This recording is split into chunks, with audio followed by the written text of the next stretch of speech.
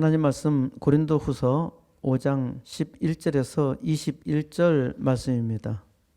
그러므로 우리가 그리스도를 대신하여 사신이 되어 하나님이 우리를 통하여 너희를 권면하시는 것 같이 그리스도를 대신하여 간청하노니 너희는 하나님과 화목하라.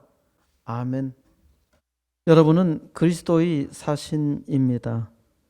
그리스도의 사신으로서 여러분은 무엇을 하고 있습니까? 그리스도의 사신으로 여러분을 보내신 그리스도의 뜻에 따라서 일을 하고 있습니까? 그리스도의 사신으로 빛을 발하고 있다면 세상은 달라집니다. 나 하나 힘써서 무엇이 될까? 이것은 사람의 생각입니다. 하나님께서 작은 불꽃 하나를 태우실 때 세상은 하나님의 은혜의 빛으로 빛나게 되어 있습니다. 그리스도의 사신이라 확신하는 자는 하나님을 믿는 것을 기뻐하고 하나님의 말씀을 항상 사모하며 하나님의 영광을 나타내고 싶어 합니다. 어떤 사람이 하나님의 영광을 위해서 살기로 작정하였고 또 하나님의 영광을 따라서 간절히 기도하며 살고 있다면 그는 그리스도의 사신입니다.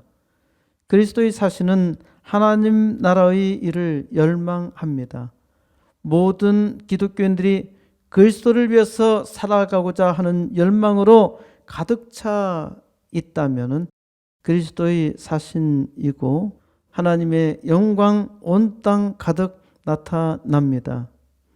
그런데 그리스도인들이 자기만을 위해서 살기를 힘쓰며 교회의 부흥에 아무런 관심이 없다면 뭔가 심각하게 잘못되어 있다는 겁니다. 코로나로 인하여 교회가 많이 시험 들었습니다.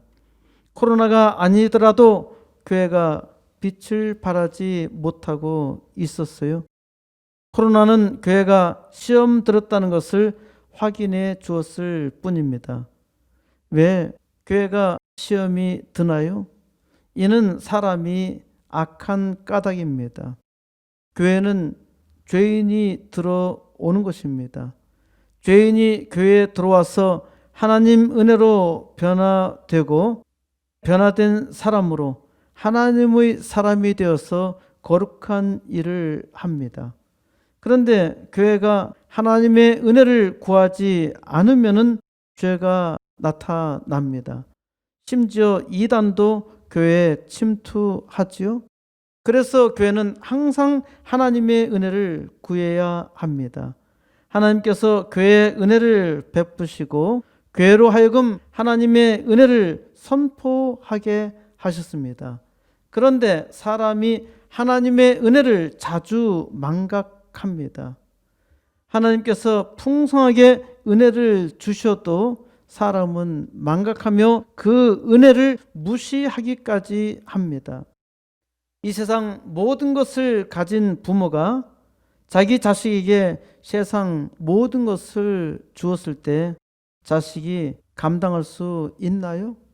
감당하는 자식도 있겠지만은 자식이 감당하지 못하는 망난이라면 순식간에 날려버리겠죠.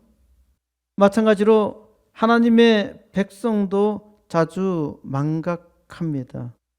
뭔가 능력이 있으면은 대단한 일을 할 수 있는 것처럼 보이지만 능력을 많이 가진 사람도 달란트를 많이 가진 사람도 자기의 달란트를 잘 감당하지 못했습니다. 달란트가 많은 사람들이 오히려 교만하여 하나님을 대적하기까지 하지요. 사람이 참으로 악함에도 불구하고 하나님은 사람의 죄에 대해서 즉각 심판하지 아니하시고 은혜를 주시며 기다리십니다. 그런데 사람은 어리석어서 자주 악을 행하며 망하기까지 합니다. 하나님께서 많은 은혜를 주셔서 이를 깨닫게 해 주셨는데도 불구하고 많은 사람들이 자기 욕심에 빠져서 하나님의 은혜를 저버리기도 합니다. 그래도 하나님은 은혜를 주시며 돌아오라 하시죠. 이제 지금은 교회가 다시 하나님의 은혜를 사모할 때입니다. 교회가 많은 어려움을 겪고 있고 세상은 더욱더 악하게 되어가고 있을 때 지금 하나님의 백성들이 그리스도의 사신임을 깨닫고 하나님께서 주신 사명에 붙들려야 합니다. 지금 하나님의 은혜로 하나님의 백성이 돌아오지 아니하면 곧 망합니다. 저는 이게 걱정이에요. 교회가 하나님의 은혜를 깨닫지 못한다면 교회도 망하고 세상도 망하는 겁니다. 교회 부흥 하나님께서 은혜를 주시는데 여러분에게 달려 있습니다. 오늘도 사도 바울이 코린트 교회를 통해 주신 계시의 말씀을 통해서 오늘 교회에 주시는 계시에 하나님의 은혜가 충만하기를 바랍니다. 고린도전서 5장 11절입니다. 우리는 주의 도우심을 알고 두려우심을 알므로 사람들을 권면하거니와 우리가 하나님 앞에 알려졌으니 또 너희 양심에도 알려지기를 바라노라. 우리는 주의 두려우심을 알므로 이는 우리가 하나님의 심판을 알고 있다는 말입니다. 하나님의 심판은 두렵습니다. 하나님의 심판은 누구도 피할 수 없을 뿐만 아니라 심히 두려운 일입니다. 단 한 번의 심판으로 영영 고통 속에 죽어가는 것이죠. 하나님의 백성은 모두 다 하나님의 심판을 알고 있죠. 사람은 반드시 선악간의 심판을 받을 날이 곧 온다는 겁니다. 바로 앞 10절에서 이는 우리가 다 반드시 그리스도의 심판 자리 앞에 나타나 각각 선악간에 자기가 행한 것에 따라 그 육신을 통하여 행한 일을 다시 받게 함이라. 우리가 다 반드시 그리스도의 심판 자리 앞에 선다는 말씀입니다. 사람은 때가 되면 반드시 그리스도의 심판 자리 앞에 서게 됩니다. 각 사람은 자기가 행한 선과 악 사이에서 자기가 행한 것에 따라서 그 육신을 통하여 행한 이들을 다시 받게 한 것입니다. 사람의 행한 일에 따라서 심판받게 된다는 말씀이죠. 사람이 이 땅에 살면서 선한 일을 했든 악한 일을 했든 그 행위에 따라서 심판을 받습니다. 이는 아주 무서운 일입니다. 왜 아주 무서운 일일까요? 하나님의 심판을 피할 자가 아무도 없고 그 육신의 행함으로 하나님께서 심판하실 때에 두려워하지 않을 사람이 단 한 사람도 없기 때문입니다. 사람이 이 땅에 살면서 착한 일을 하고 살았다면 두려워할 것이 무엇이 있겠습니까? 이 땅에 살면서 착한 일을 얼마나 했는지 생각해 보세요. 악한 일을 얼마나 했는지 정리해 보세요. 불행하게도 정직하게 말하자면 저 자신도 평생에 착한 일을 한 기억이 별로 없습니다. 아주 작은 것으로 아주 작은 행동으로 아주 조금 뭔가 한 일이 있기는 합니다. 지금도 착한 일을 한다고 하지만은 아주 작은 일 하나도 제대로 못하고 있습니다. 20세기의 성녀라고 불리는 마더 데레사가 한 일과 비교해 볼 때 저는 아주 부끄러운 사람입니다. 그런데 마더 데레사도 자기가 한 일에 대해 항상 부족함을 느꼈습니다. 그리고 자기의 힘으로는 착한 일을 할 수가 없었고 자기의 힘으로 일을 하자니까 괴롭고 원망스럽기까지 했습니다. 하나님의 위로가 데레사로 하여금 위대한 일을 하게 한 것입니다. 사람은 착한 일을 하지 못합니다. 서로 사람이 아주 착한 일을 했다고 하여도 심판하시는 하나님 앞에서는 두려울 수밖에 없습니다. 준비를 완벽하게 했더라도 중요한 시험 앞에서 떠는 사람과 같습니다. 모든 사람이 다 심판주 하나님을 두려워합니다. 심판에서 피할 사람이 아무도 없기 때문이죠. 그런데 그 심판의 자리에 아주 놀라운 일이 있습니다. 거기에 그리스도가 계시다는 사실입니다. 아무도 나를 도울 수 없고 이제는 꼼짝없이 심판으로 영영 죽었다 싶었는데 거기 그 자리에 나의 구세주가 계시는 것입니다. 나는 아무 공로 없는데 주님께서 거기에서 무조건 나를 대변해 주십니다. 내 육신의 죄악을 고발할 때마다 주님께서는 그거 내가 대신했다, 내가 다 갚았다 말씀하시는 겁니다. 이 흉악한 죄를 지은 나를 무죄라고 선언하시니 얼마나 놀라운 일입니까? 그리스도로 인하여 하나님의 은혜를 맛본 우리는 이것을 알고 있죠. 우리가 이것을 알고 있기 때문에 사람들에게 강력하게 권면하는 겁니다. 예수 그리스도를 믿으라. 예수 그리스도를 믿으라고 전하죠. 바울은 우리가 하나님 앞에 알려졌고 또 너희의 양심에도 알려지기를 바란다고 말합니다.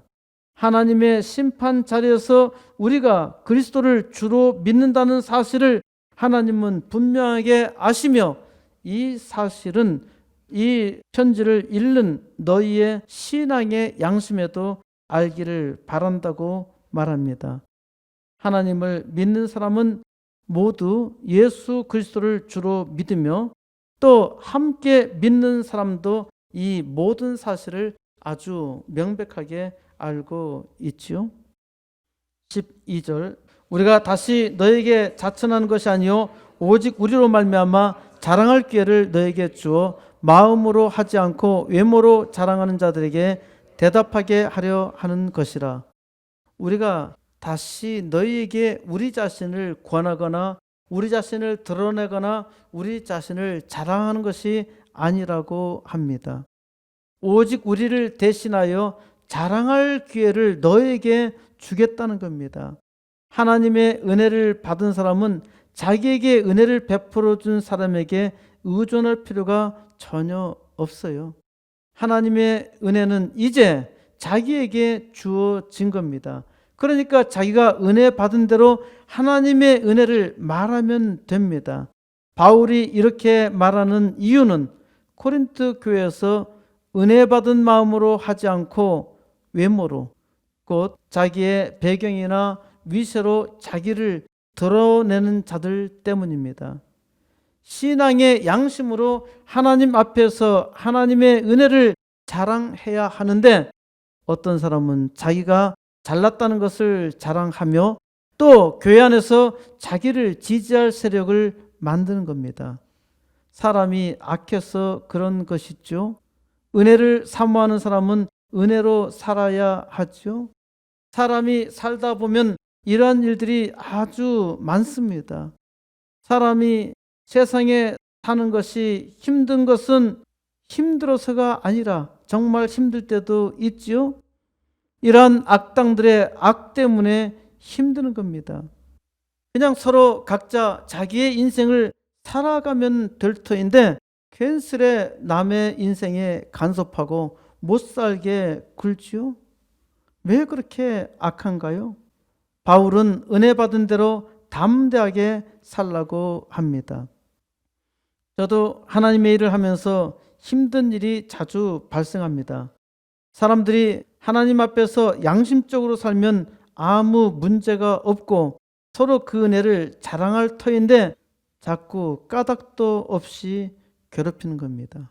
때로는 자기의 유익 때문에 다른 사람을 괴롭히기도 해요. 그런데 어떤 사람은 아무런 까닭도 없이 괴롭히며 방해합니다. 어떤 사람이 묻습니다. 왜 당신을 그렇게 괴롭히는지 저도 모르겠다고 합니다. 자기만 열심히 살면 되는데 왜 자꾸 이렇게 괴롭힐까? 왜 이렇게 사람들이 노예근성으로 살아가야 될까? 왜 그런지 이해가 안 돼. 그런데 제가 하나님을 온전히 의지하지 않았다는 생각이 들었습니다. 기도해야지. 기도하기로 했습니다. 그래, 기도해야 하는 거야. 하나님의 일이 회방받지 아니하고 잘 되기를 기도해야 하고 하나님의 은혜로 악당들이 자기의 꾀로 망하리라 믿고 기도해야 합니다. 악당들이 나를 까닭없이 방해하는 이유가 있습니다. 제가 그리스도 안에서 큰 일을 이루는 것을 싫어하기 때문입니다. 저는 하나님 앞에 하나님께서 주신 비전, 사명을 품고 기도하고 있고 이 위대한 역사가 속히 일어나리라 확신하고 있으며 그 열망으로 바쁘니까 악과 싸우는 일은 피곤합니다. 그래서 기도로 간구할 수밖에 없는 겁니다. 특히 하나님의 사람들은 하나님께 은혜를 구해야 하죠. 13절 우리가 만일 미쳤어도 하나님을 위한 것이요 정신이 온전하여도 너희를 위한 것이니 바울은 갑자기 우리가 만일 미쳤어도 하나님을 위한 것이라 합니다. 이해하기 힘든 말이지요. 하나님의 일에 미치도록 일하는 사람에 대해서 여러분은 어떻게 생각합니까? 꽤 많은 사람들은 제가 미친 짓을 하고 있다고 생각합니다. 저에게 지금 직접적으로 대놓고 미쳤다고 말하는 사람은 이제 세상에 없습니다. 제가 나이를 먹을 만큼 먹었으니까 지금은 제게 직접적으로 말하는 사람은 없어요. 제가 젊었을 때는 참 많았습니다. 여러분도 교회를 하면서 미쳤다는 얘기까지 들은 바가 있나요? 지금은 말을 하지 않고 속으로 미쳤다고 생각하는 사람은 꽤 있습니다. 제가 도움을 주는 사람도 제가 제정신이라고 생각하지 않기도 합니다. 제가 제정신으로 하나님의 일을 한다고 생각한다면은 저와 함께 아주 조금이라도 미친 일을 해야 하지 않을까요? 제가 하는 일에는 제가 미쳤든 뭐하든 아무 관심이 없고 자기 이익만 생각합니다. 그래서 자기 이익을 받은 후에는 저에 대해서 전혀 모른 척한 사람들이 있어요. 돈을 많이 가진 사람이 거지에게 돈을 뿌리면은 거지는 이 사람이 미쳤다고 하면서 돈은 가져갑니다. 돈을 주는 자가 미쳤을까요? 돈을 가져가는 거지가 미쳤나요? 바울은 자기에게 미쳤다 해도 좋다고 합니다. 하나님을 위해 미친 것이기 때문에 마땅하다는 것이죠. 만일 정신이 온전하다고 한다면 이는 너희를 위한 것이라 합니다. 이게 하나님의 은혜를 받은 사람입니다. 하나님의 은혜가 충만한 사람은 미쳤습니다. 제정신이 아니죠. 하나님을 알지 못하는 사람은 도무지 이해할 수가 없어요. 하나님의 은혜가 충만하지 못한 사람도 이해하지 못합니다. 함께 예배드리며 함께 은혜를 나누는데도 불구하고 잘 이해하지 못하며 미쳤다고 생각합니다. 좋은 직장, 돈, 심지어 집을 버리고 이 암담한 조선 땅에 들어와서 죽기를 각오하고 복음을 전합니다. 이러한 위험에 비하면은 제가 80개 개척교회 후원과 2개 학교를 세우겠다고 기도하고 수고하는 것은 아주 고상한 일이죠. 이 땅에서 죽도록 수고한 사람에 비하면은 또 순교까지 당하며 아주 어린 아이까지 순교를 당하기도 했는데 그것에 비하면은 얼마나 고상한 일인가요? 하나님을 믿는 사람이라면 당연히 동참해야 하고 기도해야 하는데 또 이 땅에 아이들이 망가져 가는 것을 보면은 믿지 아니하는 사람도 함께 해야 할 일인데 저와 함께 미칠 사람은 별로 없습니다. 그러니까 사람의 생각과 수고로는 불가능하고 오직 하나님께서 은혜 주셔야만 할 수 있는 일입니다. 제가 이 일로 미쳤어도 하나님을 위한 것이고 제 정신이 온전하다면은 이 세상을 위해서 수고하는 것입니다. 14절 그리스도의 사랑이 우리를 강권하시는 도다. 우리가 생각하건대 한 사람이 모든 사람을 대신하여 죽었은즉 모든 사람이 죽은 것이라. 그리스도의 사랑이 우리를 강권하시는 도다. 이게 아주 놀라운 일입니다. 이 일은 그리스도의 사랑이 우리를 강권하시기 때문에 하는 일입니다.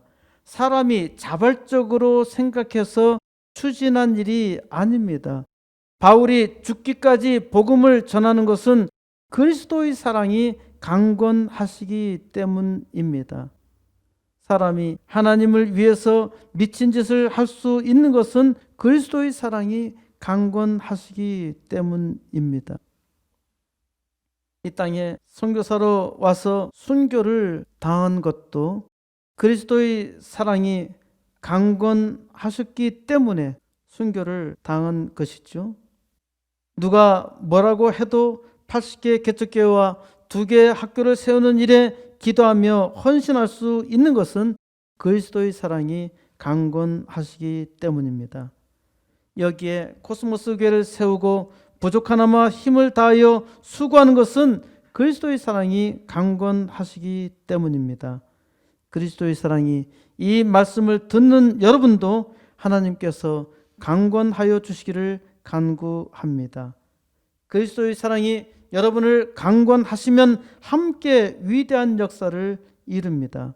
어떻게 이러한 일이 일어날 수 있나요? 하나님을 믿는 우리는 확단할 수 있습니다. 한 사람이 모든 사람을 대신하여 죽었은즉 모든 사람이 죽은 것이라. 한 사람 예수 그리스도가 죽었는데 이는 모든 사람을 대신하여 죽은 것입니다. 그렇기 때문에 모든 사람이 죽었다는 것이죠. 한 사람 예수 그리스도가 모든 사람을 대신하여 죽었으니까 모든 사람이 죽은 거예요.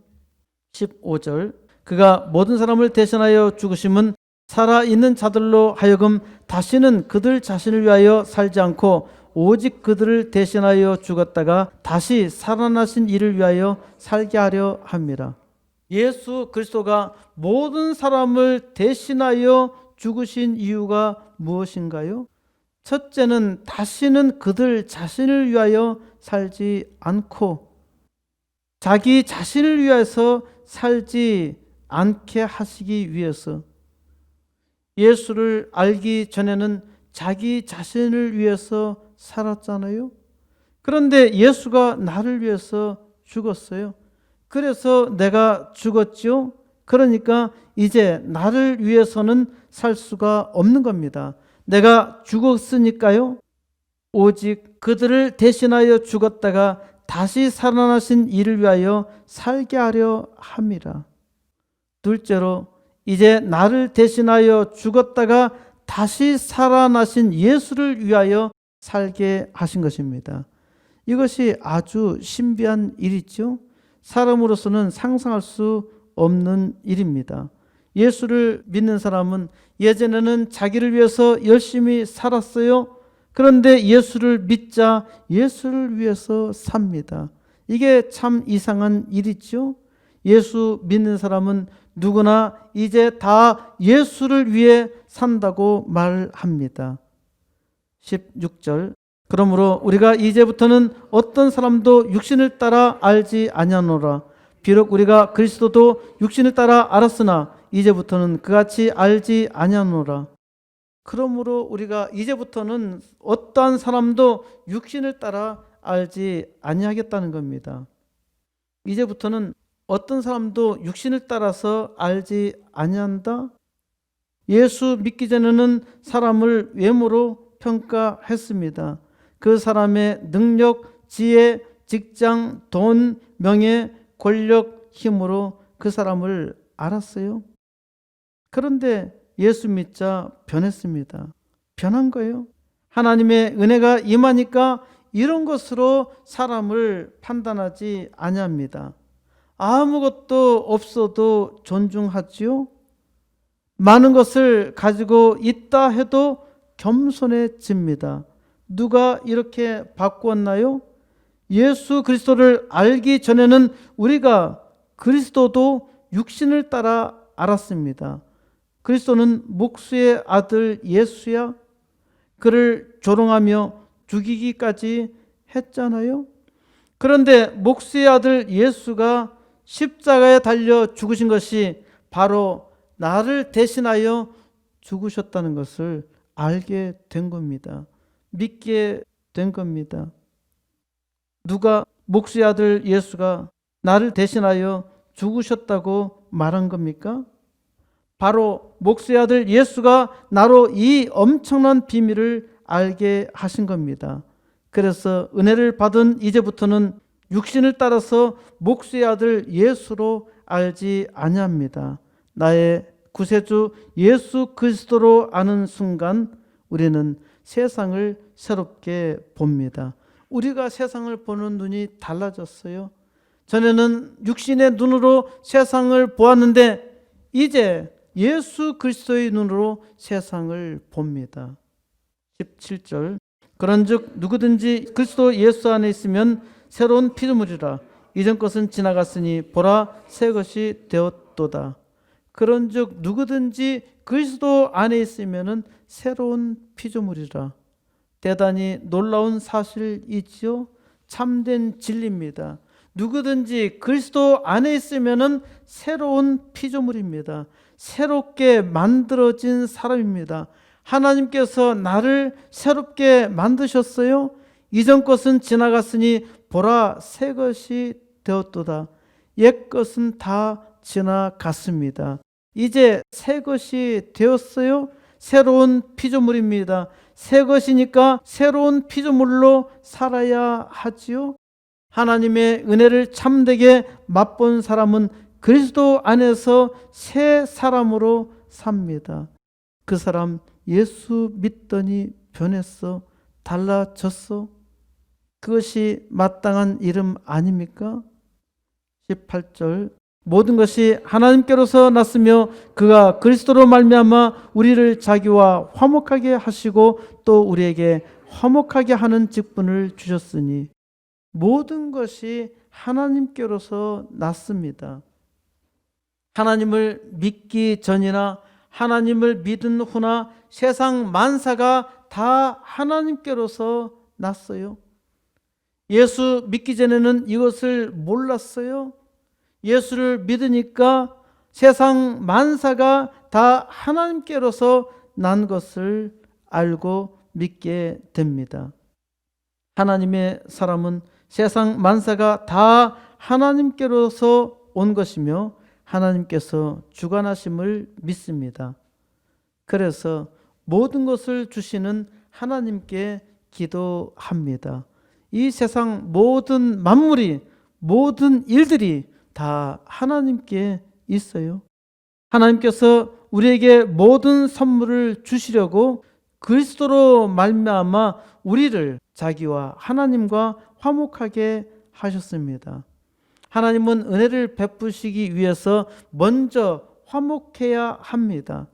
하나님께서 먼저 사람과 화목하게 하시려고 자기의 아들을 세상의 모든 사람들의 악을 대신하여 주셨습니다. 그래서 하나님은 그리스도로 말미암아 우리와 화목하신 것입니다. 그리고 또 우리에게 놀라운 은혜 베풀어 주이사 우리에게 세상과 화목하게 하는 직분을 주셨어요. 우리로 하여금 세상을 화목하게 하는 일을 하게 하신 겁니다. 이게 우리가 이 땅에서 해야 할 일입니다. 화목하게 하는 사역은 거룩하고 아름다운 일이죠. 세상을 복되고 아름답게 하는 일입니다. 어떻게 우리가 이 화목 사역을 감당할 수 있을까요? 말씀을 전하고 기도하는 일입니다. 하나님 말씀을 전파하고 오직 기도하는 일입니다. 하나님께서 이 땅에 역사하기를 소망하면서 간구하는 일이죠. 19절 곧 하나님께서 그리스도 안에 계시사 세상을 자기와 화목하게 하시며 그들의 죄를 그들에게 돌리지 아니하시고 화목하게 하는 말씀을 우리에게 부탁하셨느니라. 하나님께서 그리스도 안에 계십니다.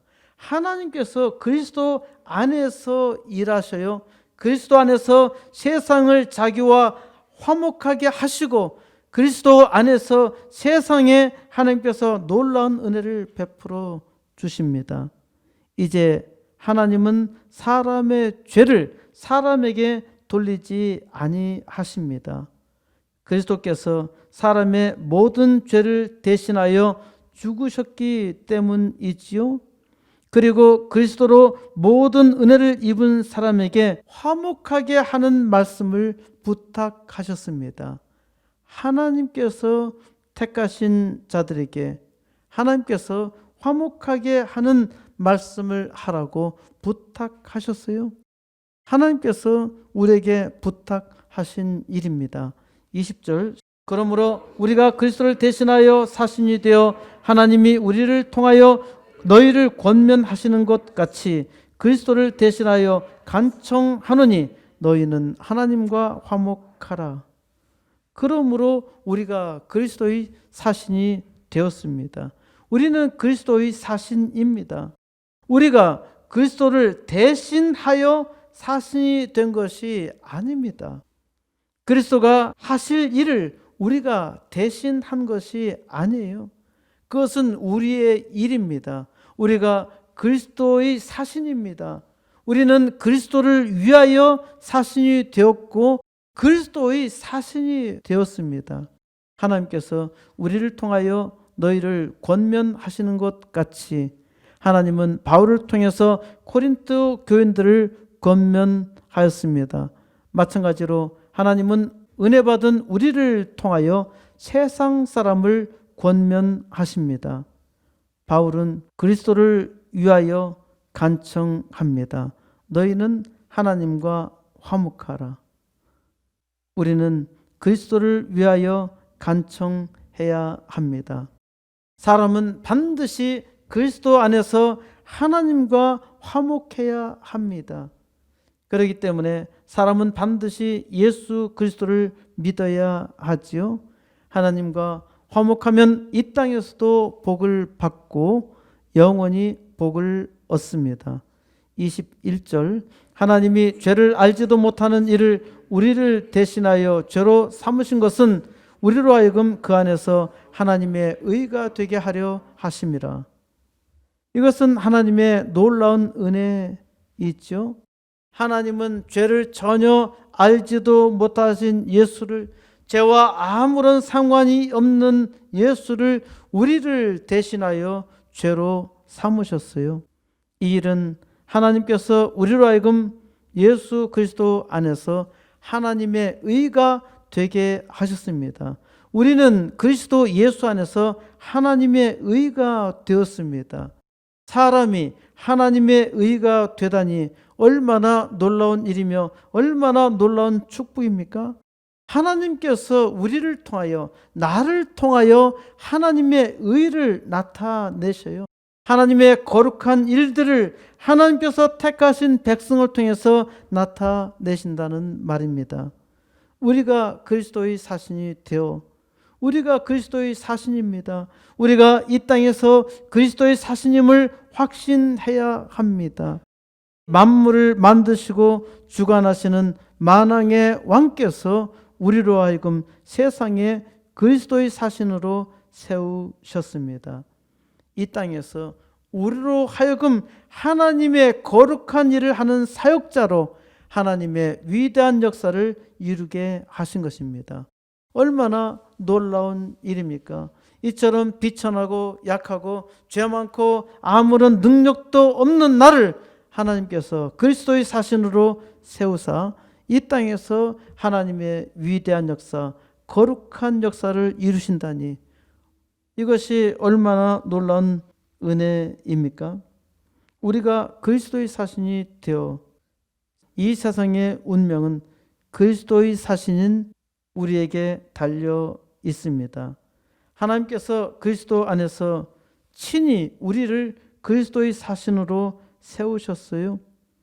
이 땅에 하나님의 의를 이루게 하시려고 하나님께서 친히 그리스도 안에서 우리를 그리스도의 사신 삼으신 겁니다. 그러니까 이제 그리스도의 사신으로서 하나님의 위대한 역사를 이루어야 하지 않겠습니까? 하나님께서 여기 우리 코스모스 교회에서 함께 하게 하셨는데 코스모스 교회를 통해서 금년 80개 개척교회와 2개 학교 세우는 이 일은 아주 작은 일입니다. 이제 그리스도의 사신으로 이 일을 감당해야 합니다. 하나님은 코스모스 교회 공동체를 통하여서 그리스도 안에서 이 위대한 역사를 시작하셨습니다. 하나님께서 여러분을 이 시대 그리스도의 사신으로 부르셨음을 믿으시고 이제 믿음으로 그리스도의 사신으로 우리에게 맡겨진 사역을 잘 감당하여 하나님의 영광 온 우주에 선포하시기를 우리 주 예수 그리스도의 이름으로 간절히 축원드립니다.